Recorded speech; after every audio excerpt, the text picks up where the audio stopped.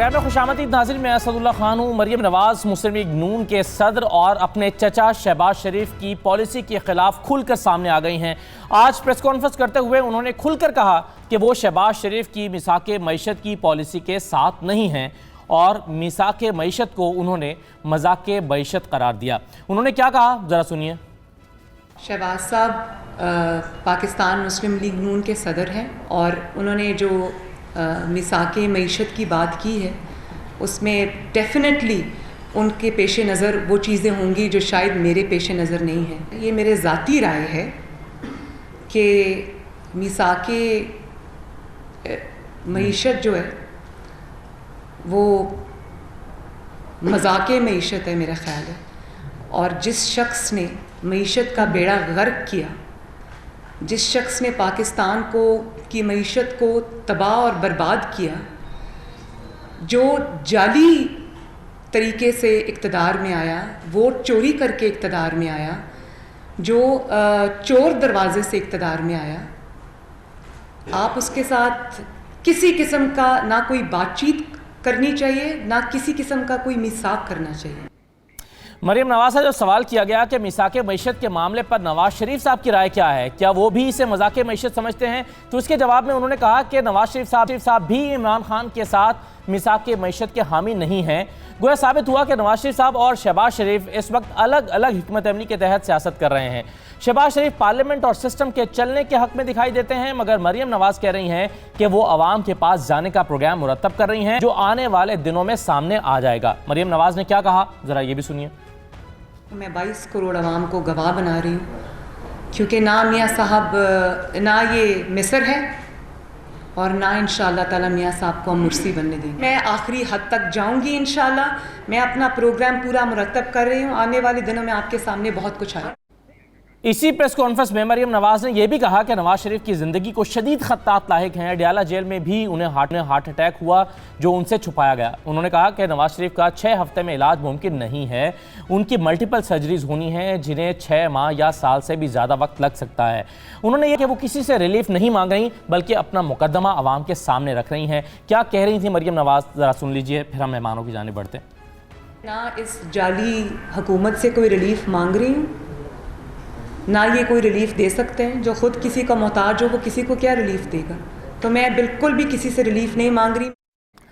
अभी मैंने आपको सुनवाया कि मरियम नवाज ने एक तरफ तो ये कहा कि वो प्रोग्राम मुरतब कर रही हैं और कुछ दिन में प्रोग्राम सामने ले आएंगी, और कुछ देर पहले उन्होंने 50-53 मिनट पहले एक ट्वीट की है जिसमें वो कह रही हैं कि मैं आवाम से, नवाज शरीफ के करोड़ों चाहने वालों से और आप सब से मशवरा करना चाहती हूँ कि उनको इलाज के लिए अदालती रिलीफ ना मिलने के बाद अब हमें क्या करना चाहिए। तो एक सवाल है कि अब PMLN के पास ऑप्शंस क्या हैं, अब उन्हें क्या करना चाहिए। बहुत सारे आज की इस प्रेस कॉन्फ्रेंस से सवाल पैदा होते हैं जो हम अपने मेहमानों के सामने रखेंगे। मेरे साथ इरशाद आरिफ साहब मौजूद हैं, सीनियर तजज़ियाकार हैं, बहुत शुक्रिया इरशाद आरिफ साहब। और मेरे साथ फयाजुल हसन चौहान साहब मौजूद हैं, पाकिस्तान तहरीक इंसाफ के सीनियर रहनुमा हैं। चौहान साहब आपको भी खुशामदीद। और इरफान कादिर साहब मौजूद हैं, माहिर कानून हैं, आपसे हम कानूनी राय जानें कि अब कानूनी ऑप्शंस क्या हैं। इरफान कादिर साहब आपका भी शुक्रिया और खुशामदीद। चौहान साहब, सबसे पहले ये जो शिकवे शिकायतें की हैं नवाज शरीफ साहब के इलाज को लेकर और उनसे मुलाकातों को लेकर, एक तो उन्होंने कहा कि उन्हें हार्ट अटैक हुआ और ये छुपाया गया उनकी फैमिली से और उनसे, और अडयाला जेल में जब वो थी ये हुआ। फिर उन्होंने कहा कि रात को अचानक उनकी तबीयत ख़राब हो जाती है, उन्हें नॉक करना पड़ता है, शोर मचाना पड़ता है कि मुझे बाहर निकालें। बाहर आकर उनकी तबीयत में बेहतरी हुई, उनके सांस में उनको रुकावट पेश आने लगी। फिर उन्होंने कहा कि उनकी मल्टीपल सर्जरीज होनी है। 6 हफ्ते का जो आपके सवाल किया गया था कि 6 हफ्ते में आपने क्या कहा, तो उन्होंने कहा कि 6 हफ्ते में मुमकिन नहीं है। तो ये शिकवे जो आपसे किए, और फिर उन्होंने कहा कि मिलने नहीं दिया गया और फैमिली मेंबर्स के नाम लेकर बताया कि जो लोग उनसे मिलने गए फैमिली मेंबर्स, उनको वापस भेज दिया गया। तो ये पंजाब हुकूमत से बराह रास्त शिकवे किए हैं उन्होंने। बिस्मिल्लाहिर्रहमानिर्रहीम। असदुल्ला भाई, बात यह है कि जब कोई मोमबत्ती जो है ना उसका जो ना शोला बुझने लगता है ना, मोमबत्ती बुझने लगती है तो उसका शोला आखिरी दफ़ा ना बड़ा भरपूर तरीके से जो है ना जगमगाता है और फिर छुस और फुस कर जाता है। आज बेगम सफदर अवान साहिबा की जो प्रेस कॉन्फ्रेंस थी वो बुनियादी तौर पे इसी चीज़ की मैनिफेस्टेशन थी। पीपल्स पार्टी ने इनकार कर दिया इनके साथ चलने के लिए, क्योंकि पीपल्स पार्टी के बिलावल जरदारी साहब बेगम सफदर अवान साहिबा की दावत पे घर गए तो बाद में उनके साथ मिल के वो न्यूज़ कॉन्फ्रेंस करने को तैयार नहीं हुई। और फिर हसन मुर्तज़ा साहब ने परसों जो है वो सारी ऐन चौराहे पे हंडियाँ फोड़ी और उन्होंने कहा जी हम कतन भी इनके साथ नहीं चलेंगे। आज एतजाज़ एहसन साहब ने एक निजी टीवी चैनल में सारा कटा छट्टा खोल के रख दिया। हर तरफ से मायूस होकर अब जनाब ये बेगम सफदर अवान साहिबा ने 1.25 घंटे पूरी पाकिस्तानी कौम और पाकिस्तान के मीडिया की दिमाग की चटनी बनाई और ये फरमाती हैं कि नवाज शरीफ खांसी का इलाज और ज़ुकाम का इलाज भी जो है वो 6 महीने में नहीं होता। असदुल्ला साहब, मैं आपको और इरशाद अहमद आरिफ साहब को गवाह बना के पूरी पाकिस्तानी कौम के सामने ये रखना चाहूँगा कि जनाब वाला हकीम लुकमान का कौल है कि खांसी और ज़ुकाम का इलाज 1 दिन से लेकर 7 दिन के अंदर मुमकिन है, लेकिन जो ढिठाई की खंग है ना, जो मैना मानू की खंग है, जो करप्शन की खंग है, जो मनी लॉन्ड्रिंग का ज़ुकाम है, जो अकरबा परवरी की खंग है, जो किक बैक्स की खंग है, उसका इलाज सदियों में मुमकिन नहीं है, छोड़े 6 महीने।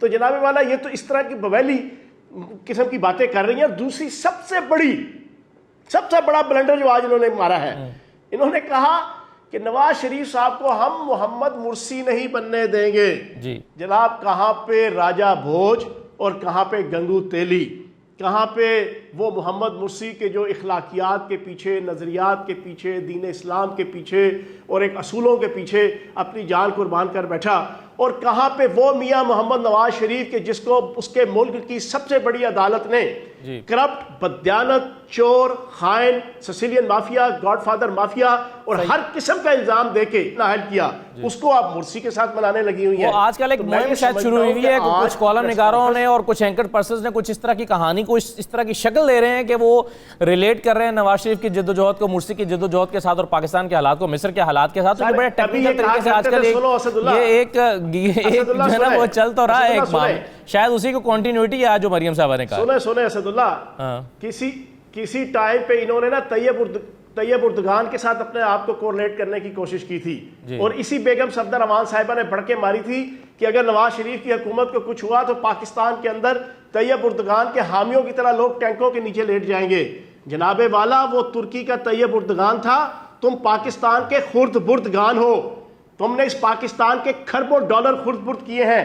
तुम चोर हो, लुटेरे हो, नौसरबाज हो, सिसिलियन माफिया हो, तुम्हारे पीछे कोई जो है वो टैंकों के नीचे नहीं लेटेगा। और आज फिर दोबारा मोहम्मद मुर्सी के साथ अपने उस वालिद को कि जिसको दुनिया के हर बड़े टीवी चैनल, हर बड़े अखबार, हर बड़े जो है वो मैगजीन ने टॉप पे जनाब ये लिखा कि दुनिया के टॉप 10 जो करप्ट हुक्मरान है उनमें से एक मियां मोहम्मद नवाज शरीफ साहब।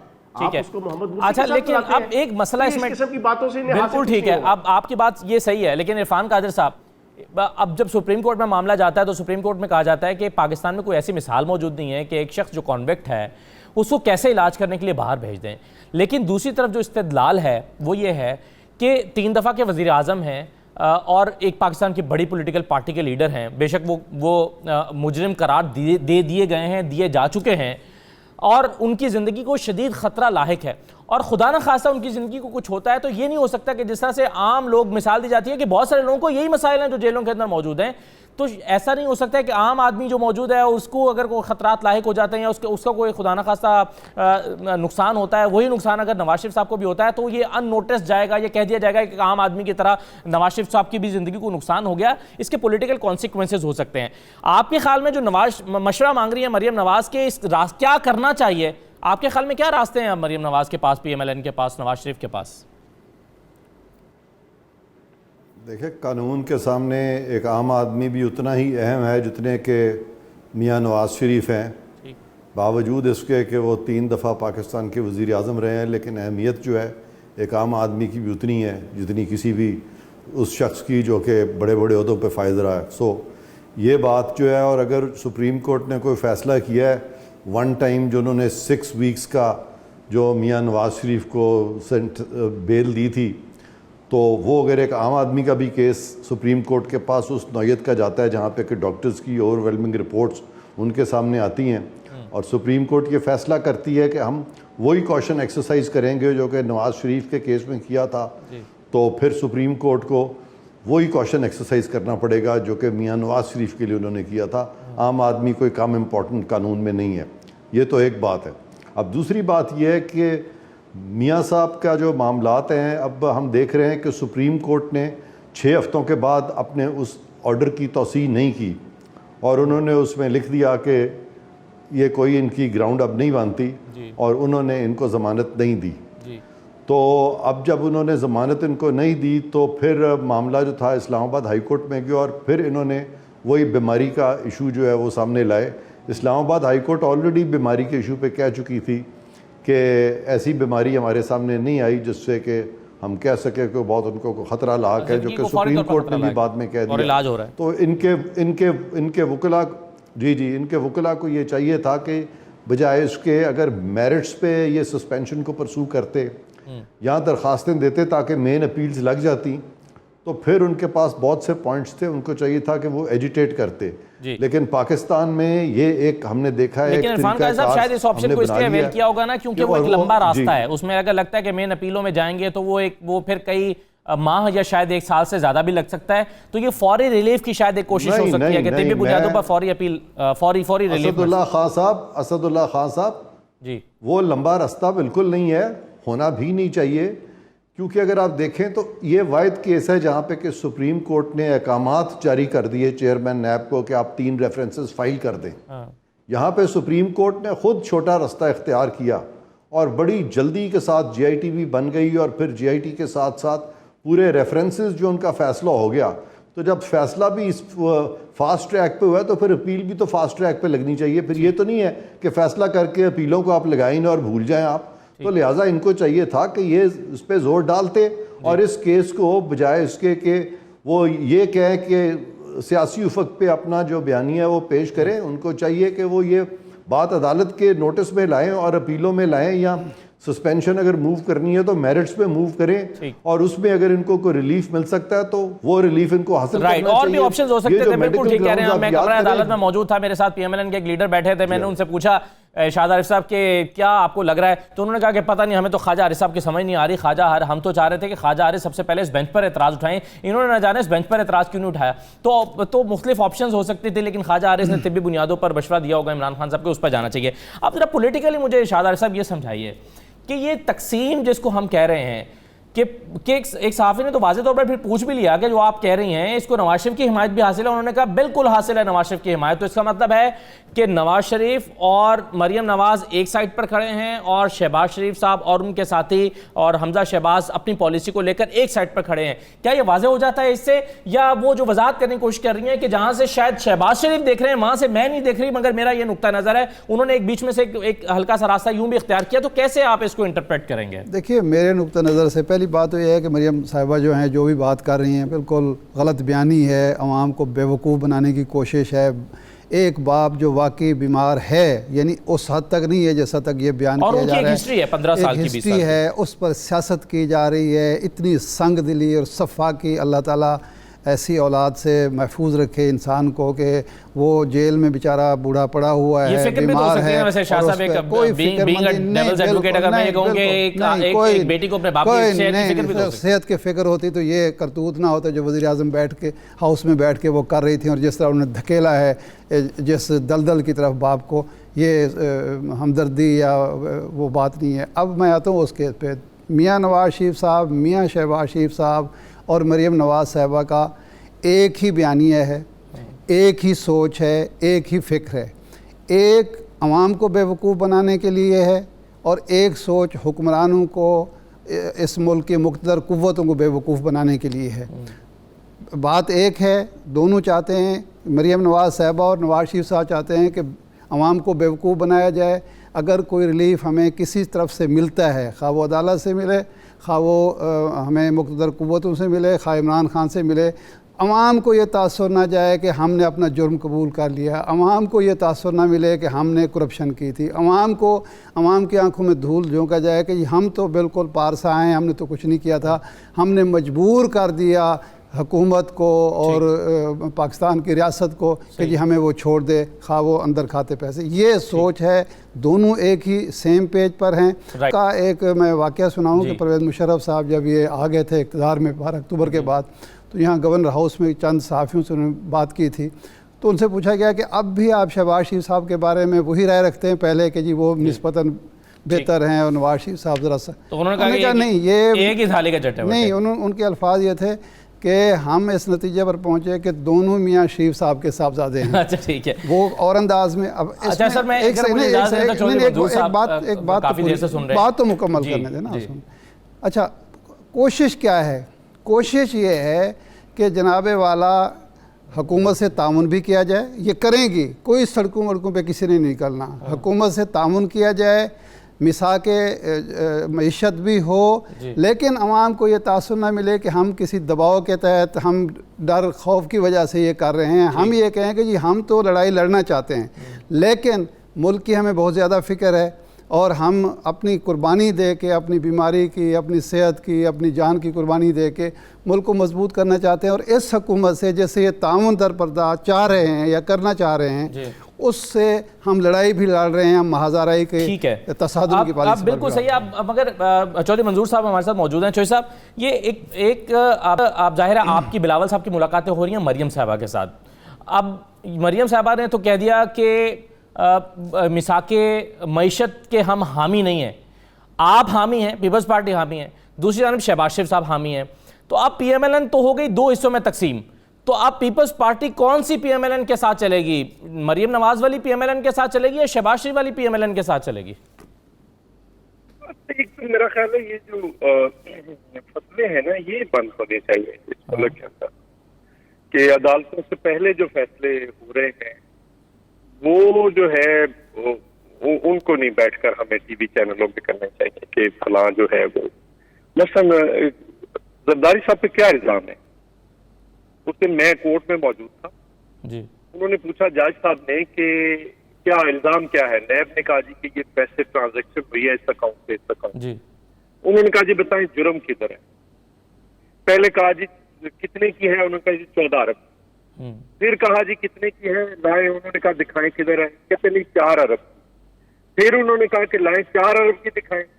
तो एक आगे FIR रखी कि ये 1.5 करोड़ की है ट्रांजैक्शन, ओपनी ग्रुप से जरदारी ग्रुप में ट्रांसफर हुए पैसे। ठीक। और फिर 1.5 करोड़ और हुए। उन्होंने फारूक नायक साहब से पूछा, नायक साहब ने कहा जी कि ये जो है हमने, वो शुगर मिल वाले हम जिम्मेदार हैं, हमने ये गन्ना दिया उनको, उसकी ये रसीदें हैं उन्होंने दी है, हमने तो अभी और पैसे लेने। फिर उन्होंने ये पूछा कि ये बताएं ये जो अकाउंट का आप कह रहे हैं इसमें जरदारी साहब की कहीं दस्तखत मौजूद है, जुर्म तो तब होना है ना? उन्होंने कहा जी नहीं मौजूद। तो क्या जुर्म किधर है? फिर उन्होंने पूछा जुर्म किधर है? तो ये चीजें इस तरह से नहीं है। वो जो नैब की सर आप बात कर रहे हैं, उन्होंने तो तहरीरी तौर पर एक लंबी चौड़ी रिपोर्ट जमा कराई है जिसमें सीरीज ऑफ इल्जामात हैं जो जरदारी साहब के ऊपर उन्होंने आयद किए हैं नैब ने। वो एक पूरी लंबी चौड़ी एक रिपोर्ट है जो उन्होंने इस्लामाबाद हाई कोर्ट में अलग जमा कराई है, एहतसाब अदालत में अलग जमा कराई हुई है। सर इल्जामात ही है ना, पहले भी वो किधर गया? वो बम बांध कर जरदारी साहब एक बंदे को बैंक ले गए थे, आपको याद है वो केस? जरदारी साहब से लाहौर में एक बंदा पकड़ा गया था जिससे 1.5 मन हीरोइन पकड़ी गई थी, वो साइकिल पे जा रहा था, वो याद है ना केस आपको? वो बाकी कत्लों के केसेस याद है ना? तो ऐसे ही अब कहानियां, तोता कहानियां बनाई जा रही हैं। इनकी हकीकत क्या है? कुछ भी नहीं है। तो वजह कुछ और है। वही जजेस होते हैं जो बड़े अच्छे होते हैं, वो पूछ रहे थे कि जुर्म किधर है? हमारी नजर में तो जुर्म कोई नहीं हुआ, जुर्म बताए किधर? तो वही जजेस अगले पे जाते हैं, तो वो इंतजार भी नहीं करते फारूक नायक साहब से कि वो प्रेसिडेंट की फोटो कॉपी उनको दे दे। तो हमें तो समझ आ रही होती कि क्या है क्या नहीं। बाकी ये है कि अगर जस्टिस काजी फायज साहब पे रेफरेंस जा सकता है तो इमरान खान पे भी तो वही जुर्म है, उससे कोई क्यों नहीं पूछ रहा? तो उसने अपनी बीवी और बच्चों के साफे 2002 में 1996 में नहीं जमा कराए थे, क्या जमाना के करवाए थे? मैं भी मेंबर था उस वक्त, नहीं करवाए थे। यानी एक बंदा वो जुर्म करे ठीक है, क्या मुझे ये बताएं कि जहांगीर खान तरीन के फेक अकाउंट जो है वो नहीं है, मुस्लिद है, सुप्रीम कोर्ट अपने फैसले में लिख रही है, यानी ओमनी ग्रुप करे तो जुर्म है। अब लेकिन सर आप उन लोगों को मिसाल नहीं दे रहे ना चौधरी साहब, जो सिटिंग मिनिस्टर्स पकड़े गए हैं, जिसमें अलीम खान साहब को गिरफ्तार किया गया, सप्तान खान साहब को गिरफ्तार किया गया है। ये माजी में कोई ऐसी मिसाल नहीं मिलती कि कभी कोई सिटिंग मिनिस्टर नैब ने पकड़ लिया हो। तो ये भी तो हो रहा है ना। तो आप कैसे कह सकते हैं कि नैब सिर्फ एक तरफ क्या कार्रवाई कर रही है और दूसरी तरफ कार्रवाई नहीं कर रही? चलो मुझे ये बता दें, उस पे केस है ना परवेज खटक पे, है कि नहीं है? असदुल्ला जरा मुझे इसका जवाब देने दीजिए। जी अच्छा, मैं सुन नहीं पाया आपको, आपने क्या जुमला कहा है चौधरी साहब, दोबारा जरा। परवेज खटक पे केसेस है ना? हाँ ठीक है। अच्छा जो चीफ मिनिस्टर उस पे केसेस है, 17 इंक्वायरीज अपने वक्त पे पकड़े जाएंगे वो। अच्छा असदुल्ला मेरा मुझे इसका जी, अच्छा चलें, बिल्कुल सही है सर। देखें, जहां तक मैं, इरशाद आरिफ साहब, हम लोग जहां तक बैठे हुए हैं, जब तक जरदारी साहब के ऊपर कोई जुर्म साबित नहीं होता हम उन्हें मुजरिम नहीं कह सकते। इल्जाम है, इल्जाम आपके ओपोनेंट पार्टी से लगाए हुए हैं, लेकिन चौहान साहब 11 साल आपने पहले जेल में रखा, चीनी बराबरी जी। अच्छा चौहान साहब इसका में ऐड करना चाह रहे हैं जी, फैजुल चौहान साहब जी। असदुल्ला चौधरी मंजूर साहब मेरे भाई हैं, बड़े शरीफ और बड़े नफीस आदमी हैं। इन्होंने बड़े मज़ेदार तरीके से 1 मिनट के अंदर ही जरा आसिफ जरदारी साहब वाला सारा केस इसी तरह ख़त्म कर दिया कि एक था राजा एक थी रानी, दोनों मर गए, ख़त्म कहानी, बस सिंपल। मैं समझता हूँ इतना आसान नहीं है। मैं बीसियों, बल्कि मैं कहता हूँ जो जना सैकड़ों किस्म के इल्ज़ामात और इल्ज़ामात के ऊपर मुख्तलिफ किस्म के दलाइल में से सिर्फ एक चीज़ मैं आपके सामने रखूंगा आसिफ जरदारी साहब के केस की। सैकड़ों नहीं है सर, अगर मुझे आप दोनों इजाज़त दें, मैं चौहान साहब एक मुख्तसर सा ब्रेक ले लूं। चौधरी साहब 1 मिनट का ब्रेक है, लंबी ब्रेक नहीं, 1 मिनट की ब्रेक है। मैं जरा मुख्तसर ब्रेक लेके वापस आ रहा हूँ, फिर आप जो कहना चाह रहे हैं दोनों, और फिर इरफान काजी साहब और बाकी शाह साहब से भी राय लेते हैं। एक मुख्तसर सा ब्रेक लेके वापस आते हैं।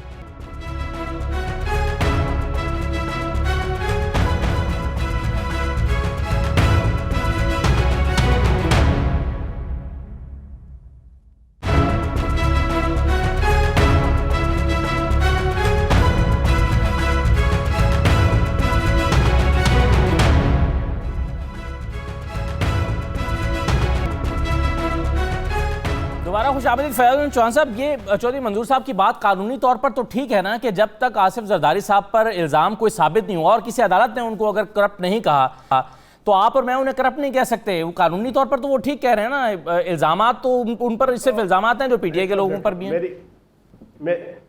अच्छा मेरी बात तसल्ली से सुन लीजिएगा। अभी तज़किरा हो रहा था जो है ना बेगम सफदर अवान साहब का और नवाज शरीफ साहब का, बीच में अब वो मैं अब क्या कहूँ जो है ना, चौधरी मंजूर साहब बीच में जरदारी साहब का केस ले आए और खुद ही जनाब अदालत लगा के 1 सेकंड के अंदर 2 सेकंड्स के अंदर सारा केस निपटा दिया।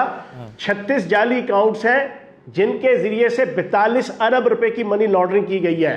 और जो जाली अकाउंट्स हैं ना 36, उन तमाम का जो बिजनेस एड्रेस है ना वो पार्कलैंड प्राइवेट लिमिटेड है। जो पार्कलैंड प्राइवेट लिमिटेड के जो बेनिफिशियरी ऑनर्स है ना वो आपके आसिफ जरदारी साहब और फरियाल तालपुर साहिबा हैं। और उसी पार्कलैंड प्राइवेट लिमिटेड और उन्हीं 36 अकाउंट्स के जरिए से आसिफ जना जरदारी साहब, फरियाल तालपुर साहिबा, बिलावल जरदारी साहब, जरदारी हाउस और बिलावल हाउस, इसके जनाब यूटिलिटी बिल से लेके ग्रॉसरी बिल से लेके सारी जनाब खर्चे जो है ना वहां से किए गए हैं। कहानी इतनी आसान नहीं है कि एक था राजा एक थी रानी, दोनों मर गए, खत्म कहानी। चलो अभी चल रहा है सारा सिलसिला, जब खुलेगा जीआईटी की रिपोर्ट मौजूद है और पिछले 2-3 साल की जनाब अरकरेजी की है पाकिस्तान के इन्वेस्टिगेटिव और प्रोसिक्यूशन अदारों ने। तो जना चौधरी मंजूर साहब ये ना कहें कि 1 मिनट के अंदर जना सारा केस निपटा दें। लेकिन बहरहाल अभी जो डिस्कशन हो रही थी वो बेगम सफदर अमान साहिबा की तकरीर के ऊपर हो रही थी। ये तो खुद ब खुद जो है ना वो चोर की दाढ़ी में तिनका के मजाक जना जरदारी साहब को भी बीच में ले आए। हमने तो भी जरदारी साहब का तस्करा ही नहीं किया इस प्रोग्राम के अंदर, ये तो चौधरी मंजूर साहब खुद ले आए जना बीच में। तो अभी तस्करा हो रहा है आपके सजा। हालांकि वो मेरा सवाल गोल हो गया। जो मेरा सवाल था कि वो किस पीएमएलएन के साथ जाएंगे अब मिसाके मईशत करने के लिए, वो मरियम नवाज वाली पीएमएलएन के साथ जाएंगे या शहबाज शरीफ वाली पीएमएलएन के साथ जाएंगे? इन्होंने अच्छा सुने, पीपल्स पार्टी ने किसी के साथ भी नहीं जाना। हसन मुर्तजा साहब इनके पार्लिमानी लीडर हैं, उन्होंने परसों एक निजी टीवी चैनल के अंदर खुला के कह दिया कि बेगम सफदर अवान साहिबा ने हमारे पीठ पे छुरा घोंपा है। और आज आपके प्रोग्राम की वसातत से बता दूं, आपको याद है कि जब नवाज शरीफ साहब नाअहल हुए थे तो उसके बाद हमजा शहबाज साहब मेंबर कौमी असम्बली थे। क्योंकि ये खानदानी पार्टी है, नवाज शरीफ साहब के नाम पे है, नवाज शरीफ साहब के खानदान की है, तो खानदान का एक फर्द हमजा शहबाज उस वक्त MNA था।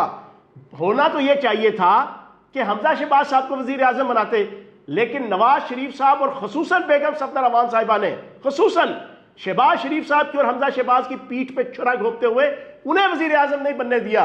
हमजा शहबाज और शहबाज शरीफ साहब जिंदगी पूरी ये बुग़्ज़, ये कीना, ये अनाद, ये दुश्मनी, ये गुस्सा कभी नहीं भूल सकते, कभी भी नहीं। एग्जैक्टली उसी तरह ये बिलावल जरदारी साहब को बुला के पीपल्स पार्टी की पीठ पे इन्होंने छुरा घोंपने की कोशिश की, लेकिन नुकसान इनका अपना लेकिन हुआ। एक मसला चौहान साहब ये है ना, अब मैं इरफान काजी साहब के पास आता हूं, लेकिन मुझे एक चीज पहले ये बता देना कि ये मसला ये है कि पहले बिलावल साहब कह रहे हैं हम सड़कों पर आएंगे, और मौलाना फजल रहमान तो पहले तैयार बैठे हैं, और आज मरीम नवाज ने भी कह दिया है कि मैं पूरा प्रोग्राम मुरतब कर रही हूं और जल्द वो प्रोग्राम आपके सामने आ रहा है। अगर वो भी सड़कों पर आ गए, फिर उन्होंने मशवरा भी मांग लिया ट्विटर पर। अब कह रहे हैं चाहने वाले बताएं जरा, आप अदालत ने जब इनकार कर दिया तो मैं क्या करूं, क्या ऑप्शन है मेरे पास? तो शायद वो सड़कों पर आने का इशारा कर रही हैं, कैसे हैंडल करेंगे? सुने असदुल्ला, मैं 1 महीने से चैलेंज दे रहा हूं, इन तिलों में तेल नहीं है। तहरीकें चलाते हैं जो लोग नजरियात के ऊपर, असूलों के ऊपर, इखलाकियात के ऊपर, मुल्क और कौम की तामीर और तरक्की के लिए, मुल्क और कौम की बेहतरी के लिए। बेगम सफदर अवान सजा याफ्ता है, सजा याफ्ता, ये कैंपेन चलाएंगी मुल्क और कौम से बेवफाई। और मैं आज, मेरा भाई चौधरी मंजूर साहब यहाँ बैठे हैं, मेरे पास 2018 की तकरीर मौजूद है बिलावल जरदारी साहब की, जिसमें उन्होंने कहा कि नवाज शरीफ रॉ का एजेंट है। आज उसी रॉ के एजेंट के घर जा रहे हैं आप चौधरी मंजूर साहब। अच्छा, दिलचस्प बात ये है, उसी के पास जा रही है, भुट्टो को जो गद्दार कहा पे आ गई है ना अपना फयाज साहब, चौहान साहब, अगर नौबत ट्विटर पे आ गई है तो बस देख लें तहरीक का अंजाम देखें। जनरल परवेज़ मुशर्रफ साहब को कहाँ नुकसान हुआ, परवेज़ मुशर्रफ कहाँ आकर रुसवा हुए। उनके कोई 80 लाख ट्विटर यूज़र थे, उनके फॉलोअर थे। उन्होंने समझा जब मैं कराची एयरपोर्ट पर उतरूंगा तो कम से कम लाख आदमी तो वहाँ जमा होगा ना, 80 लाख में से चलो 79 लाख नहीं आएंगे, और हशर आपने देख लिया। ओ भाई, ट्विटर पे अगर आपने मशवरे ट्विटर पे लेने हैं तो बस आपकी तहरीक तो भी चल चुकी है, मशवरा भी मिल चुका। राइट। अच्छा, मुझे इरफान काजी साहब ना ही समझे, फिर तहरीक चलाने से ना ही समझे। दिलचस्प बात ये है इरफान काजी साहब, एक तो चले मैं आपके सामने सवाल रखना चाह रहा हूँ, लेकिन दिलचस्प बात एक ये है, कमेंट करते हुए चलता हूँ, कि जो जिन पर अभी जुर्म साबित नहीं हुआ, यानी पीपल्स पार्टी, वो भी कह रहे हैं कि कुछ साबित नहीं हुआ, और मरीम नवाज ने भी आज ये कहा कि कुछ साबित तो हुआ नहीं, इतने 3 नस्लों का हिसाब हुआ और साबित सिर्फ इकामा हुआ, इसके अलावा कुछ साबित नहीं हुआ।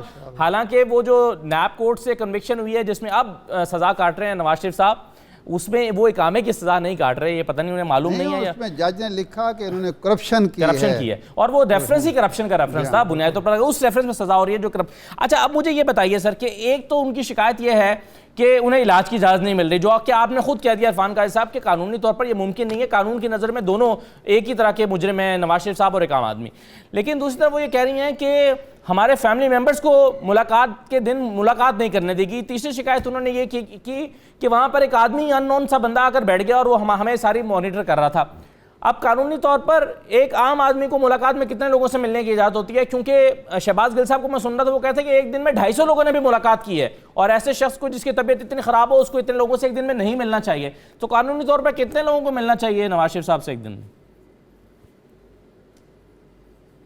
देखें जी, कुछ चीज़ें कानूनी होती हैं और कुछ रियलिटीज़ होती हैं। जब ये इन लोगों के मामलात आते हैं जो कि बड़ी बड़ी सियासी पार्टियों को हेड करते हैं, और जब ये जेल में जाते हैं या जब ये पाबंद सलासल होते हैं, तो डेफिनेटली इनमें और एक आम आदमी में ख़ासा फ़र्क वहाँ पे क्रिएट हो जाता है ऑटोमेटिकली। तो ये कहना कि वो एक ही तरह से सब ट्रीट होते हैं, तो ऐसी बात नहीं है, क्योंकि इन्हीं लोगों के मामलात में हमने देखा कि जब इन लोगों की कन्विक्शंस भी होती हैं तो बाद में बाहर के मुल्क जो हैं वो बीच में आ जाते हैं, एग्रीमेंट्स हो जाते हैं, और फिर ये साल मुल्क से बाहर चले जाते हैं।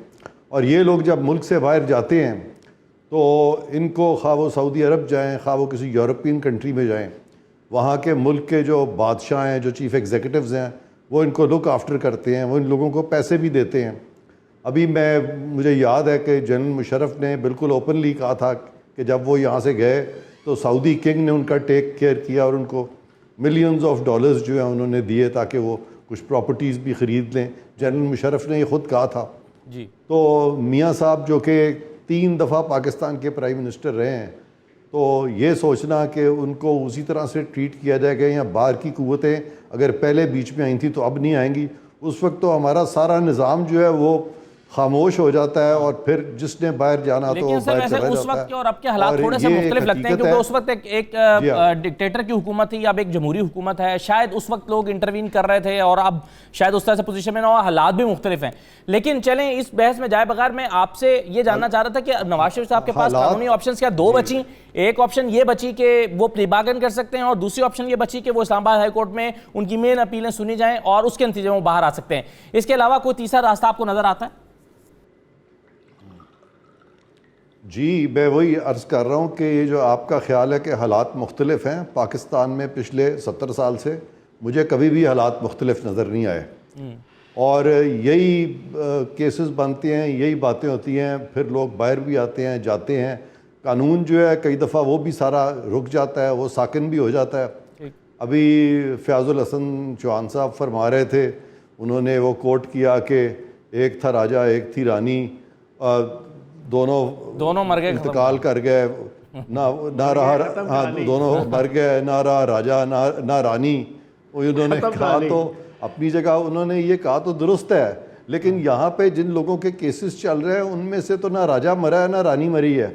और अगर खुदा ना हस्ता उनमें से कोई मर जाता है तो मरने के साथ तो कानून की इस्तिलाह में हम कहते हैं एक्शो पर्सोनालिस मोरिटर कम पर्सना, कि वो केस जो है that dies with the person, तो केसेस तो खत्म हो जाते हैं। नहीं, वो मेरा ख्याल है दूसरी बात है कि जी कानूनी रास्ता इनके पास। फ़याज़ुल चौहान साहब जो है ना वो तमसीलन कह रहे थे, खुदा ना खास्ता किसी की मौत या वो किसी का ना ख्वाहिश है ना जिक्र है, वो तमसीलन कह रहे थे, कहानी को मुख्तसर बयान करने की तमसील पेश कर रहे थे। बहरहाल फ़ारूक काजी साहब आपका बहुत शुक्रिया प्रोग्राम में आपने शिरकत की। एक मुख्तसर ले रहे हैं, चौहान साहब वापस आते हैं, हमारे साथ रहिएगा, एक मुख्तसर ब्रेक लेकर वापस आते हैं। तो आज वैसे तो मिसाक़ मईशत को मज़ाक़ मईशत करार दे ही दिया गया, लेकिन दो चीज़ें इसमें इंपॉर्टेंट हैं। एक तो ये कि मिसाक़ मईशत होगा तो उसका ढांचा कैसा होगा, उसकी शक्ल क्या होगी, कैसे अपोजिशन सपोर्ट करेगी हुकूमत को, और कैसे मुमकिन है कि हुकूमत इन्हें चोर और डाकू करार देती रहे। ये तो नहीं हो सकता कि मिसाक़ मईशत हो और हुकूमत इनको कहना छोड़ दे, करप्ट कहना छोड़ दे और उनकी सपोर्ट मिलती रहे। तो एक तो उसका ढांचा देखने की कोशिश करेंगे, और दूसरा जो टैक्स एमनेस्टी स्कीम है जिससे 8 दिन जिसमें बाकी रह गए अभी तक उसे खातिर खा हुकूमत को उसमें कामयाबी नहीं हुई, तो क्या हम ज़रा पैटर्न देखेंगे कि पिछली जो स्कीमें थी उसमें भी आखिरी दिनों में जाकर ही सपोर्ट मिलती थी, और माजी की जो टैक्स एमनेस्टी स्कीम्स हैं उसमें कितना फ़ायदा होता रहा। डॉक्टर शाहिद हसन सिद्दीकी साहब भी हमारे साथ मौजूद होंगे, एक मुख्तसर ब्रेक लेकर वापस आ रहे हैं।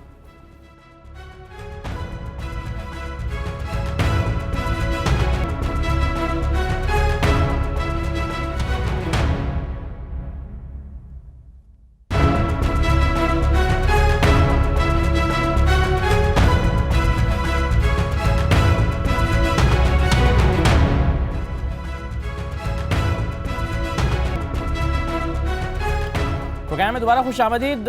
वैसे तो मिसाक़ मईशत को आज मज़ाक़ मईशत करार दे दिया गया, मगर ये उन लोगों की तरफ से दिया गया जो पार्लियामेंट में मौजूद नहीं है। पार्लियामेंट में मौजूद सियासी जमातें इस पर मुत्तफ़िक नज़र आती हैं, मगर इसके बाद भी ये सवाल बाकी रहेगा कि इसकी शक्ल क्या होगी और ये कैसे फ़ायदेमंद साबित होगी। तीनों बड़ी पार्टीज़ की कोई मुश्तरका टीम या कमेटी भी बन जाती है तो वो कैसे काम करेगी। इन सवालों का जवाब जानने के साथ साथ ये जानना भी अहम है कि हुकूमत की मुतारिफ करदा टैक्स एमनेस्टी स्कीम अब तक कितनी कामयाबियां समेट चुकी है। पिछली हुकूमत की 2018 की टैक्स एमनेस्टी स्कीम से 84,000 अफराद ने फायदा उठाया था और तकरीबन 125 अरब रुपया इससे इकट्ठा हुआ था।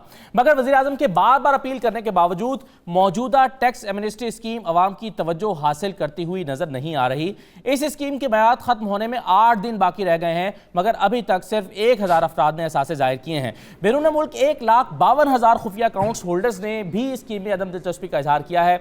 अब ज़राए जो FBR के हैं वो बता रहे हैं कि एमनेस्टी स्कीम के तहत सिर्फ 1,000 लोगों ने एहसास जाहिर किए हैं। एमनेस्टी स्कीम के बावजूद टैक्स अहदाफ हासिल करना मुश्किल दिखाई देता है। अब इस सारी सूरत हाल पर हम गुफ्तगू करेंगे। हमारे साथ डॉक्टर शाहिद हसन सिद्दीकी साहब भी मौजूद हैं और फ़याज़ुल चौहान साहब भी हैं और शाद आरिफ साहब भी हैं। मुझे डॉक्टर साहब सबसे पहले तो ये बताइए, क्या यही पैटर्न होता है कि आखिरी चंद दिनों में जाकर ज़्यादा लोग इंटरेस्टेड होते हैं? क्योंकि पिछली मरतबा भी शायद ऐसा ही हुआ था, लेकिन स्पीड इतनी स्लो नहीं थी। तो अभी तक आम तासुर यही है कि इस स्कीम में लोग दिलचस्पी का इजहार नहीं कर रहे। अगर ऐसा ही है तो क्यों, आपके ख्याल में? देखिए, पहले मैं आपसे अर्ज़ कर दूं कि हर मुहिब वतन पाकिस्तानी का फ़र्ज़ है कि एक सवाल हुकूमत से पूछे, और वो ये है कि हुकूमत ये कह रही है कि जो लूटी हुई दौलत के असासे मुल्क के अंदर हैं उनमें से बहुत सी तफसीलात हमारे पास आ गई हैं, बैंकों की हमारे पास हैं, प्रॉपर्टीज़ की हमारे पास हैं। तो ये तो हकीकत है, और ये भी हमें पता है कि बहुत से बैरून मुल्क जो असासे हैं उनकी तफसीलात भी हुकूमत के पास हैं। तो सवाल ये है कि जब अप्रैल 2018 में टैक्स एमनेस्टी आई थी तो उस वक्त FBR के चेयरमैन ने रिकॉर्ड पर कहा था एक मरतबा से ज़्यादा कि जो लोग इस टैक्स एमनेस्टी से फ़ायदा नहीं उठाएंगे उनकी आइंदा नस्लें भी रोएंगी और हम 70% तक टैक्स वसूल करेंगे। रिकॉर्ड पर है। और FBR ने इश्तहारात शाये कराए थे कि जो बैरूनी मुल्क के असासे हैं जो जाहिर नहीं करेंगे तो वो फिर उनको हम जो है टैक्स लेंगे, जुर्माना लेंगे और कानूनी कार्रवाइयाँ करेंगे। अब सवाल ये पैदा हो रहा है कि जब आपके पास तफसीलात हैं और आपका हुकूमत में आने का नारा यही था कि जो हम लूटी हुई दौलत लाएंगे, तो जो असासे आपके पास हैं मालूमात, उसको आप क्यों नहीं उनको जो है वो उनसे लूटी हुई दौलत वापस लेके मुल्क के कानून के तहत क्यों नहीं लेते? क्या ये आपका नारा नहीं था? क्या FBR के पास इख्तियारात नहीं है? तो ये तो एक बहुत बड़ा बुनियादी सवाल पैदा हो रहा है। नंबर एक, कोई अखलाकी जवाब नहीं है। आप ये कह रहे हैं कि जो 30 जून के बाद हम कानूनी कार्रवाई करेंगे। अरे भाई, आप पहले कर लें जब आपके पास इख्तियार है। इसका क्या अखलाकी जवाब है? नंबर एक। नंबर दो, एक इमरान खान साहब ने ये कहा था पिछली टैक्स एमनेस्टी में, आपके ख्याल में ये हम अगर तभी लाई जाती है जब आपके पास आदाद-ओ-शुमार और डेटा मौजूद नहीं होता, तभी आप ये स्कीम लेकर आते हैं, आप ये कह रहे हैं? नहीं, मगर नहीं, जब आपके पास, मैं अर्ज ये कर रहा हूँ कि मुझे पता है ये प्रॉपर्टी चोरी की दौलत से बनाई गई है, मुझे पता है कि बैंक में 1 करोड़ रुपए है, ये इसने डिक्लेयर नहीं किया, तो आप कानून के मुताबिक उसको क्यों नहीं ले लेते? यानी जो काम आपने 30 जून के बाद करना है आप आज कर लें। उसकी वजह बता दूं, मैंने उस पर पूरी रिसर्च की है, मैं रिकॉर्ड पे कह रहा हूँ। जो मालूमात हुकूमत के पास हैं, जिन्होंने टैक्स एमनेस्टी से फायदा नहीं उठाया, अगर मुल्की कानून के तहत उस पर चलें तो 1000 अरब रुपया आपको मिलता है। अगर ये 1000 अरब मिलता है तो बजट में जो आप 500 अरब के टैक्स लगा रहे हैं मत लगाइए। जो बिजली और गैस के नर्ख बढ़ा रहे हैं नहीं बढ़ाएं, एक्सपोर्ट भी बढ़ेगी, 1000 अरब महंगाई भी नहीं बढ़ेगी। हुकूमत की जो जिसको हम कामयाब स्कीम कहते हैं, उसने भी 120 अरब रुपया इकट्ठा किया, तो 1000 अरब रुपया बहुत बड़ा शायद फिगर है। और ऐसा लगता नहीं है कि पिछले जो 120 अरब था वहां भी शायद नहीं, आपने जी, आपने जो सवाल पूछा था मैं उसका जवाब दे रहा हूँ। मेरी गुजारिश सुन ले, क्लियर हो जाएगा। जब इमरान खान साहब ने ये कहा था कि हम इख्तियार में आके उस केसेस की दोबारा तहकीकात करेंगे, अब लोग 2 किस्म की बातें कर रहे हैं। एक तो ये कि कल को नई हुकूमत कब जब भी आती है तो वो भी इन तमाम को ओपन कर सकती है। दूसरे कि इमरान खान साहब ने तो ये कहा था कि मैं पिछली एमनेस्टी स्कीम से जो फायदा उठा रहे हैं उनकी तहकीकात करूंगा। इस बात की क्या गारंटी है कि वो मुल्क के मुफाद में फिर एक और यूटर्न ले लें और कहें नहीं जी ये तो आपने डिक्लेयर किया। इसका जवाब तो फैजुल चौहान साहब भी दे सकते हैं, क्योंकि मुख्तलिफ तरह के बयानात शायद लोगों की अदम दिलचस्पी या अदम एतमाद की वजह बन रहे हैं फैजुल चौहान साहब। क्योंकि इमरान खान साहब ने अब जब ये कह रहे हैं कि मैं इसके बाद कोई और आपको नहीं ऑप्शन मिलेगा और आपको हर हाल में इस दफ़ा करवा लें तो करवा लें वरना आप पकड़े जाएंगे, लोगों को इस पर एतमाद नहीं है। लोग समझते हैं कि शायद कोई और हुकूमत आएगी तो फिर देगी, क्योंकि ये हम 1958 से सुन रहे हैं, जब अयूब खान साहब ने पहली मरतबा ये स्कीम लेकर आए थे तब से उन्होंने वो सुन रहे हैं कि जी आखिरी स्कीम है, लेकिन बार बार आ जाती है। तो शायद एतमाद नहीं है इमरान खान साहब की बातों पर जो डॉक्टर शाहिद हसन सिद्दीकी साहब कह रहे हैं। चौहान साहब देखिए, बात यह है कि डॉक्टर शाहिद सिद्दीकी साहब माशाल्लाह बड़े सीनियर इकोनॉमिस्ट हैं, इनका एक तजर्बा है और उस तजर्बे की रोशनी में ये बात कर रहे हैं। इनके अपने नुक्ता नज़र के मुताबिक बिल्कुल ठीक है, लेकिन लोगों को पहले ये भी यकीन नहीं था कि कभी आसिफ अली जरदारी साहब की, शहबाज शरीफ साहब की, हमजा शहबाज साहब की, जनाब बेगम सफदर अमान साहिबा की, इनकी भी कभी चीखें निकलेंगी। लेकिन चीखें निकली, कौम ने देखा। लोग तो कहते थे कि मुफाहमत, सुने तो सही ना, हमने नैब ने किया ना सर, आपने तो नहीं किया। हम वो सुने तो सही ना, मेरी बात पूरी होने दें, मुझे फवाद चौधरी की तरफ फंसाने की कोशिश ना करें। नहीं, तो क्लैरिटी हो जाए ना जी। हमने माहौल ऐसा सुनो तो सही ना, हमने माहौल ऐसा दिया रियासती अदारों को, अदालती अदारों को, प्रोसिक्यूशन के अदारों को एक इम्पार्शल माहौल दिया। वज़ीर आज़म पाकिस्तान इमरान खान, उनकी काबीना और उनकी हुकूमत ने इनको पुशअप किया, इनको बकअप किया। वरना वही नैब थी जो कमर ज़मान चौधरी साहब की थी, जो आले शरीफ और आले जरदारी के घर की बांदी और लोडी और गुलाम थी। 150 मेगा जना स्कैंडल थे, कख तोड़ के दो नहीं किया उन्होंने। लेकिन अब अगर नैब और बाकी रियासती इदारे अपनी परफॉर्मेंस काफ़ी हद तक बेहतर शो कर रहे हैं, तो उसमें जो एटमॉस्फेयर और माहौल हमने उनको जना प्रोवाइड किया है, उसमें हमारा भी एक इस हवाले से किरदार है। दूसरी चीज़, इंशाल्लाह बेगम रहे, अगर इस स्कीम के साथ चोर लुटेरे और जनाब ब्लैक मनी रखने वालों ने सपोज जनाब पाकिस्तान की मईशत की बेहतरी के लिए इससे इस्तेफादा हासिल ना किया, तो फिर इंशाल्लाह आप बेगम रहे, उसके बाद चीखें आप सुनेंगे। ठीक है, मैं तो यही आपको कह सकता हूँ। धमकी भी शायद काउंटर प्रोडक्टिव हो सकती है, क्योंकि इस तरह के स्टेटमेंट जो इमरान खान ने सुबह 9 बजे खिताब किया था, उस दिन स्टॉक मार्केट बैठ गई थी। इरशाद आरिफ साहब, ये मसला ये है कि ये जो मिसाके मईशत की हम बात कर रहे हैं, ये मिसाके मईशत आपको काम करते हुए नजर आती है? क्योंकि बज़ाहिर ये लगता है कि ये कैसे मुमकिन है कि हुकूमत आप पर हाथ भी डालने का इरादा रखती है और आपको चोर डाकू भी करार देती है और आपके खिलाफ हाथ भी हल्का ना करे, और आपसे तवक्को करें आप उनको पार्लियामेंट में जाके सपोर्ट करेंगे, इसका ढांचा क्या होगा, ये कैसा मुमकिन होगा? देखिए मिसाक मईशत ये नहीं होगा कि इनकी सियासी इख्तलाफात ख़त्म हो जाएंगे, ये बिल्कुल एक ही मंशूर पर और एक ही पेज पर आ जाएंगे और उसके बाद हुकूमत चलना। मिसाक मईशत का मतलब ये होता है, जब भी इसकी बात होती है तो उसके पीछे ये होती है कि पूरी दुनिया में ये होता है कि मुआशी मसाइल को एक्सप्लाइट नहीं किया जाता, मुआशी मसाइल पर जो है वो सियासत नहीं की जाती, और मुआशी मसाइल जो पॉलिसियाँ होती हैं किसी भी हुकूमत की, उनको सिर्फ इस बुनियाद पर तब्दील नहीं किया जाता कि जी किसी जमात का सियासी मफाद उससे वाबस्ता है। लेकिन वो बजट पर इख्तलाफ तो रहेगा ना, बजट पर इख्तलाफ रहेगा, बजट की तरजीहात पर इख्तलाफ रहेगा, लेकिन इस बात पर बिल्कुल नहीं होगा कि अगर इमरान खान साहब साफ़ पानी की फराहमी के लिए कोई मनसूबा बनाते हैं तो अगली हुकूमत आके रोक ले। ये होता रहा है माजी में। परवेज़ मुशर्रफ के दौर में कई यूनिवर्सिटियों के मंसूबे जो थे नवाज शरीफ की हुकूमत ने, ज़रदारी की हुकूमत ने आके रोक लिए। कई हस्पतालों के मंसूबे जो थे वो आके रोक लिए गए। कई और अवामी फलाह बहबूद के मंसूबे थे जो रोक लिए गए। मिसाक मईशत का मतलब ये होगा कि दोनों पार्टियां मुत्तफ़िक होंगी कि मार्केट इकॉनमी के तहत जो उसूल वज़ा किए जाएंगे उस पर जो भी हुकूमत आएगी सिर्फ इस बुनियाद पर काम नहीं रोकेगी कि ये इमरान खान की हुकूमत ने किया है, ये तहरीक इंसाफ की हुकूमत ने किया, और इमरान खान भी पिछली हुकूमत की उन पॉलिसीज़ को जो कौमी मफाद लेकिन वो अगेन एक पॉलिटिकल एग्रीमेंट है ना सर, अगेन वो एक पॉलिटिकल एग्रीमेंट है, वो कोई लीगल एग्रीमेंट नहीं है जिसको अदालत में लेकर जाया जा सकता हो, उसी कामयाबी के इम्कानात पर इसीलिए तो बात हो रही है। नहीं, फ़र्क ये है कि पहले जो वादे कुरान हदीस नहीं होते थे ना, वो दो उन पार्टियों के दरमियान वादे मुआहदे होते थे जो इस बात पे बिलीव ही नहीं करती थी कि जी हमने अवामी फलाह बहबूद के लिए कोई काम करना है। उनका एक एजेंडा था कि जितना लूटा जा सकता है, मुल्क की दौलत बाहर मुंतकिल की जा सकती है, की जाए।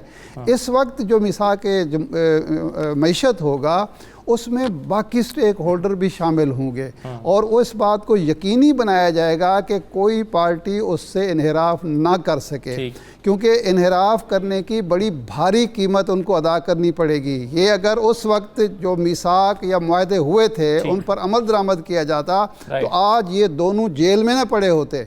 इनको भी सबक मिल रहा है और मज़ीद मिलने वाला है कि अगर हम मजाक बनाएंगे मुल्क को, अगर हम मईशत को मजाक बनाएंगे, अगर हम आवाम को मजाक बनाएंगे तो फिर उसकी सज़ा भी हमें भुगतनी पड़ेगी। तो मेरा ख्याल है मिसाक मईशत होगा तो ये संजीदगी से लिया जाएगा, संजीदगी से लिया जाएगा, और इसमें दोनों पार्टियों की बचत है जो इस वक्त शोर मचा रही हैं। इनको थोड़ी बहुत रिलीफ उस सूरत में मिल सकती है कि अगर ये इस हुकूमत को और इस सिस्टम को कामयाब बनाने में मददगार साबित होगा। ये तो डील हो गई ना सर, फिर ये अगर डील है। मिसाक क्या होता है, मुआहदा होता है, डील होती है। तो फिर इसका मतलब है इमरान खान साहब ने जो सख्त मौक़िफ़ इख्तियार कर रखा है कि छोड़ूंगा नहीं मैं, वो बिल्कुल नहीं छोड़ा जाएगा। जिसने करप्शन की है, जिसने इस मुल्क को लूटा है, उसको नहीं छोड़ा जाएगा, लेकिन किसी के साथ इंतकाम किसी से भी नहीं लिया जाएगा। तो अभी भी तो सर वो नहीं लिया जाना चाहिए ना, इंतकाम की बात है तो फिर तो इंतकाम तो मैं इस मिसाक अगर नहीं भी होता तो भी नहीं लिया जाना चाहिए। आप खुद आपने मिसाल दी अलीम खान की, सब्तान खान की, वो अंदर सब्तान खान अंदर हैं, वो जमानत पर हैं। इसका मतलब है कि असल में फ़र्क जो आ रहा है इस वक्त, जो हमें 2 साल में महसूस होता है कि पहले ये सियासत और रियासत अफराद के गिर्द घूम रही थी, अब ये इदारों के इदारे मजबूत जा रहे हैं। मुझे बताइएगा डॉक्टर साहब कि क्या होता है मिसाक मईशत, क्या होता है और कितना फ़ायदा होगा इससे इस इकोनॉमी को? जी मैं अर्ज़ करता हूँ, पहले मैं आपसे अर्ज़ कर दूँ कि 3 बड़ी पार्टियाँ जो इख्तियार में रही हैं, तहरीक इंसाफ, मुस्लिम लीग नून और पीपल्स पार्टी, इन तीनों के 2013 के इंतखाबी मंशूर में लिखा था, तीनों के, कि वफाक और सूबे हर किस्म की आमदनी पर टैक्स लगाएंगे। तो क्या ये मिसाक नहीं था तीनों पार्टियों को? और क्या किसी ने भी नहीं लगाया, ना सूबों ने लगाया ना वफाक ने लगाया। मेरा कहना ये था कि आप निकाल के देख लीजिए, तीनों पार्टियों ने कहा था, लेकिन खैबर पख्तूनख्वा में 5 साल तक नहीं लगाया, पीपल्स पार्टी ने नहीं लगाया, और न सिंध में लगाया न सेंटर में। अब सवाल ये पैदा हो रहा है कि 2 बजट यहाँ भी आ गए, इसमें भी नहीं लगाया गया। तो मिसाक जमहूरियत से क्या मतलब है? क्या तमाम पार्टियां इस पर मुत्तफिक नहीं है कि काले धन को सफ़ेद नहीं होना चाहिए? क्या तमाम पार्टियां इस पर मुत्तहिद नहीं है कि मईशत को दस्तावेजी बनाया जाए? ये 3-4 चीज़ें ऐसी हैं जिनसे मईशत में 70% तक बेहतरी आएगी। सबका मंशूर है, मगर अमल दरामद नहीं करेंगे। हम तस्लीम कर लें कि ताकतवर तबकों के मुफाद के खिलाफ हमारी हुकूमतें, हमारी सियासी पार्टियां, जिसमें सूबाई वफाकी दोनों शामिल हैं, वो नहीं अमल करती हैं। वरना ये टैक्स एमनेस्टी 13 वर्ल्ड रिकॉर्ड है, मैं आपको बता रहा था।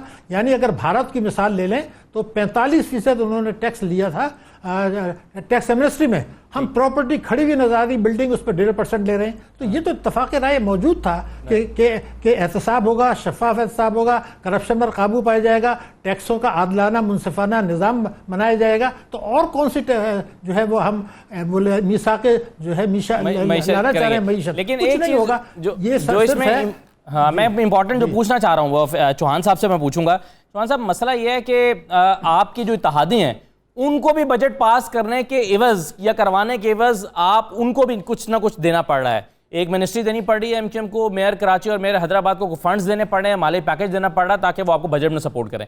अब अगर आपको अपोजिशन के लोग, ये तो इत्तेहादियों की कहानी है, अगर आपको अपोजिशन के लोग बजट में सपोर्ट करने के लिए आ जाते हैं और मिसाक हो जाता है तो उन्हें क्या देंगे? जिसको थोड़ा सा कह रहे हैं कि शाहदार साहब कह रहे हैं कि थोड़ी डील या ढील देनी पड़ेगी। देखो, एक चीज़ तो अपने जहन में रख लो कि अल्लाह पाक के करम से बजट आपको पास होता हुआ दिखाई देगा और बजट ने पास होना है। इसमें तो कोई सस्पिशियस और एम्बिग्विटी है ही कोई नहीं है। ये तो वैसे ही जान के जरदारी साहब और नवाज शरीफ साहब जो ना वो पकड़े गए हैं और लटके भी गए हैं, तो इस वजह से उनकी हदायत के ऊपर उनकी पार्टियाँ बावेला मचा रही हैं। जहाँ तक बात इत्तेहादियों को वजारत देने के हवाले से, तो ये पिछले कई माह में ये निगोसिएशन चल रही थी। ये कोई बजट की वजह से अचानक ही जो वो निगोसिएशन नहीं होगी या ब्लैकमेलिंग नहीं है। ये पिछले कई माह से जो है वो निगोसिएशन चल रही थी, अब जाके वो मटेरियलाइज होने लगी हुई है। बाकी 100% जो इत्तेहादी है वो हमारे साथ जो है ना वो बिल्कुल इन कांटेक्ट है और वो मिलके जनाब सारा सिलसिला इंशाल्लाह चला रहे हैं। बहुत शुक्रिया फैज़ल चौहान साहब आपका, डॉक्टर शाहिद हसन सिद्दीकी साहब और इशाब, बहुत शुक्रिया आप सब मेहमानों का प्रोग्राम में शिरकत करने के लिए। जाते क्रिकेट की बात कर लें। कल पाकिस्तान और साउथ अफ्रीका का अहम मैच होने जा रहा है। तो क्रिकेट वर्ल्ड कप में इंग्लैंड की श्रीलंका के हाथों शिकस्त ने दिलचस्प सूरत हाल पैदा कर दी है। इस मैच के बाद एक बात वाज़ेह हो चुकी है कि टॉप 4 में अभी तक कोई भी टीम जा सकती है। किसी टीम का भी सेमीफाइनल में पहुंचना हतमी नहीं है। अब तक की फेवरेट इंग्लैंड 6 में से 2 मैचेस हार चुकी है, जबकि इंग्लैंड के अगले 3 मैचेस इंडिया, न्यूजीलैंड और ऑस्ट्रेलिया के खिलाफ हैं। तो किसी भी टीम को सेमीफाइनल में जगह पक्की करने के लिए 9 में से 6 मैचेस जीतना है। यानी इंग्लैंड को अगले 3 में से 2 मैचेस जीतना लाजमी होंगे और तीनों मैचेस बड़ी टीमों के साथ हैं। इंग्लैंड अगर भारत और ऑस्ट्रेलिया से हार गया तो सेमीफाइनल में बाहर हो जाएगा। दूसरी जानिब न्यूजीलैंड को भी अगले 4 मैचेस में 2 लाजमी जीतना होंगे। न्यूजीलैंड का मुकाबला वेस्ट इंडीज, पाकिस्तान, इंग्लैंड और ऑस्ट्रेलिया के साथ होगा। वेस्ट इंडीज के साथ ये मैच इस वक्त जारी भी है और ये मैचेस आसान नहीं है। पाकिस्तान, इंग्लैंड और ऑस्ट्रेलिया से हार की सूरत में न्यूजीलैंड सेमीफाइनल से बाहर हो जाएगा। ऑस्ट्रेलिया की बात करें तो वो 6 मैचेस खेल चुका है, जिसमें से उसने 5 जीते हैं। इसे सेमीफाइनल में पहुंचने के लिए अगले 3 मैचेस में से 1 लाजमी जीतना है, जबकि इसके मुकाबले जो हैं वो काफ़ी सख्त हैं, जो कि इंग्लैंड, न्यूजीलैंड और साउथ अफ्रीका के साथ हैं। उधर श्रीलंका भी 2 मैचेस जीतकर गेम में दोबारा इन हो चुका है। श्रीलंका अगले 3 मैचेस में अगर 2 भी जीत जाए तो रन रेट की दौड़ में शामिल है। श्रीलंका के अगले मैचेस वेस्ट इंडीज, इंडिया और साउथ अफ्रीका के साथ हैं। अब वेस्ट इंडीज भी सुपर 4 की दौड़ से अभी आउट नहीं हुई। सूरत हाल बिल्कुल पाकिस्तान जैसी ही है। 5 मैचेस खेले, 1 जीता, 3 हारे, 1 ड्रॉ हुआ। वेस्ट इंडीज को भी अगले 4 मैचेस जीतना है पाकिस्तान की तरह। वेस्ट इंडीज का आज न्यूजीलैंड से मुकाबला है, हार गया तो बाहर हो जाएगा और जीत गया तो न्यूजीलैंड के लिए मुश्किल खड़ी हो जाएगी। वेस्ट इंडीज को इंडिया को भी हराना होगा, जबकि श्रीलंका और अफगानिस्तान जैसी टीमों के साथ भी इसके मैचेस बाकी हैं। अब आखिर में देख लीजिए कि पाकिस्तान इस वक्त कहां खड़ा है। तो पाकिस्तान का बड़ा आसान सा किसी सूरत हाल है। पाकिस्तान ने अपने 4 मैचेस जीतने हैं, जिनमें 2 मैचेस बड़ी टीमों के साथ हैं, साउथ अफ्रीका और न्यूजीलैंड के साथ, जबकि 2 मैचेस निस्बतन आसान हैं, जो कि अफगानिस्तान और बांग्लादेश के साथ हैं। तो पाकिस्तान 4 मैचेस जीत गया तो 11 पॉइंट्स के साथ पाकिस्तान के सेमीफाइनल में पहुंचने के इम्कानात तकरीबन हतमी हो जाएंगे। लिहाजा पहला मरहला यह है कि पाकिस्तान कल साउथ अफ्रीका के खिलाफ होने वाली मैच जीत कर नए सफ़र का आगाज़ करे और हम बेस्ट ऑफ लक विश करेंगे पाकिस्तानी टीम को। मुझे इजाज़त दीजिए, अल्लाह हाफिज़।